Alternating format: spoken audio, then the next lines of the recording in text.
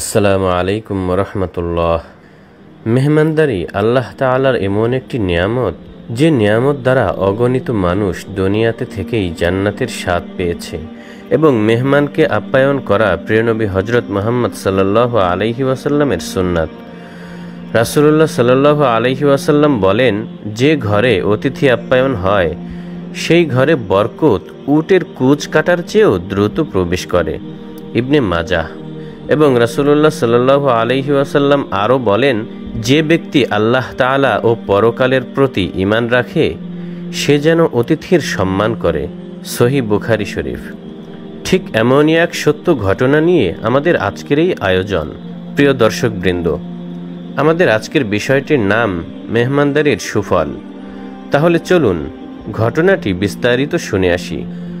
জামানার প্রখ্যাত বুজুর্গ হজরত আবু রাবি রহমতুল্লাহ আলাইহি বলেন, একটি গ্রামে একজন নেককার ও পরহেজগার মহিলা ছিল। তার সুনাম ও সুখ্যাতি চতুর্দিকে ছড়িয়ে পড়েছিল। সেই মহিয়সী নারীর নাম ছিল ফিদ্দাহ। হজরত রাবি রহমতুল্লাহ আলাইহি বলেন, কোনো মেয়ের সাথে সাক্ষাৎ করা আমার স্বভাব বহির্ভূত হওয়ার সত্ত্বেও আমি তার সাথে সাক্ষাৎ করতে তার গ্রামে গেলাম। মেয়েটি যে গ্রামে বসবাস করে সেই গ্রামে গিয়ে শুনতে পেলাম যে সেই মেয়েটির একটি বকরি আছে, যেই বকরিটির এক স্তন দিয়ে দুধ এবং অপর স্তন দিয়ে মধু বের হয়। এ কথা শুনে আমি অত্যন্ত অবাক হলাম এবং দুধ পান করার জন্য একটি নতুন পেয়ালা কিনে নিয়ে তার বাড়িতে গিয়ে উপস্থিত হলাম। তারপর সেই নারীকে বললাম, তোমার আর তোমার বকরির অনেক নাম ডাক শুনেছি, আর তাই সেই বরকতময় দুধ ও মধু পান করার জন্যে এবং স্বচক্ষে এই জান্নাতি নিয়ামত দেখার জন্যে তোমার বাড়িতে চলে এসেছি। এ কথা শুনেই সাথে সাথে সেই মেয়েটি অত্যন্ত আদবের সঙ্গে তার বকরিটি আমার হাতে সোপর্দ করে বলল, আপনি নিজেই এর বরকত পরীক্ষা করে দেখুন হজরত। তখন আমি নিজ হাতে দোহানোর পর বাস্তবিকই দেখতে পেলাম যে তার এক স্তন থেকে দুধ ও অপর স্তন থেকে মধু বের হচ্ছে। অতঃপর আমি দুধ আর মধু তৃপ্তি সহকারে পান করলাম এবং সেই মহিয়সী নারীকে জিজ্ঞেস করলাম যে, আচ্ছা বোন, তুমি কিভাবে আর কোত্থেকে এই বরকতময় বকরিটি লাভ করলে? মেয়েটি তখন হজরত আবু রাবি রহমতুল্লাহ আলাইহিকে বলল, আমি এবং আমার পরিবার আন্তরিকভাবে মেহমানদারি করার বরকতেই আল্লাহ তাআলা খুশি হয়ে আমাদেরকে এই বকরিটি দান করেছেন।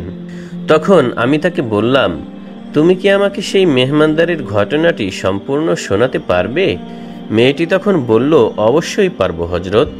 অতঃপর সেই নারী বলতে শুরু করলো, আমরা ছিলাম নিতান্তই গরিব মানুষ। একটি বকরি ছিল আমাদের জীবিকা নির্বাহের একমাত্র অবলম্বন। উহা দ্বারাই কোনো মতে আমাদের সংসার চলত। একবার কোরবানির ঈদ নিকটবর্তী হলে আমার স্বামী বললেন, হে আমার প্রিয় ফিদ্দাহ, আমাদের তো আর কোনো সম্বল নেই, চলো এই বকরিটি দিয়েই আমরা আমাদের কোরবানির হুকুম সেরে ফেলি।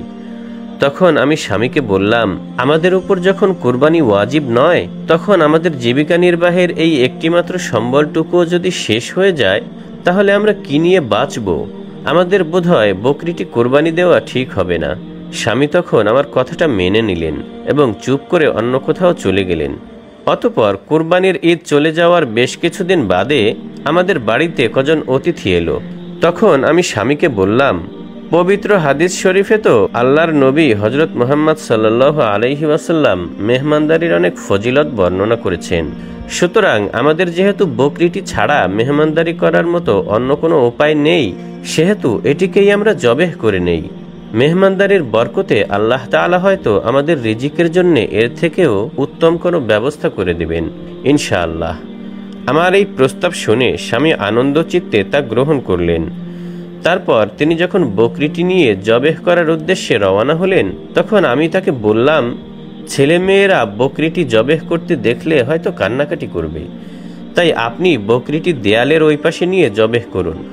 পরামর্শ মতো স্বামী যখন বকরিটি নিয়ে জবেহ করছিলেন, তখন আমি দূরে দাঁড়িয়ে দেখছিলাম যে হঠাৎ এই বকরিটি দেয়ালের উপর থেকে লাফিয়ে পড়ে ঘরের বারান্দায় চলে গেল। আমি ভাবলাম বকরিটি হয়তো আমার স্বামীর হাত থেকে ছুটে চলে এসেছে, কিন্তু বাইরে গিয়ে দেখলাম যে আমার স্বামী বকরিটির গোশত বানিয়ে তার চামড়া ওঠাচ্ছেন। আমি তখন অত্যন্ত আশ্চর্য হয়ে স্বামীকে বললাম যে, হে আমার স্বামী, আপনি যখন এই বকরিটি জবেহ করছিলেন তখন এই বকরিটির মতোই ঠিক আরও একটি বকরি দেয়াল টপকে আমাদের ঘরে এসে উপস্থিত হয়েছে। উভয় বকরির মধ্যে বিন্দুমাত্র কোনো তফাত নেই। আমার স্বামী তখন বললেন, আলহামদুলিল্লাহ, হয়তো মহান আল্লাহ তাআলা প্রতিদান স্বরূপ ওই বকরিটি আমাদের জন্য পাঠিয়ে দিয়েছেন। সুবহানাল্লাহ। হযরত, এটাই সেই আল্লাহ প্রদত্ত বকরি যে এক স্তন থেকে দুধ ও অপর স্তন থেকে মধু উভয়টি দান করে। আলহামদুলিল্লাহ সুম্মা আলহামদুলিল্লাহ। মুহতারাম হাজিরিন, আমরা এই ঘটনাটি থেকে এটাই উপলব্ধি করতে পারলাম যে হাসি মুখে আর খুশি মনে যদি কেউ অতিথিকে আপ্যায়ন করে তাহলে আল্লাহ তাআলা তাকে খুশি হয়ে সর্বোত্তম নেয়ামত দান করেন। আল্লাহ তাআলা আমাদের সবাইকে ঘটনাটি থেকে সঠিক শিক্ষা গ্রহণ করার তৌফিক দান করেন। আমিন।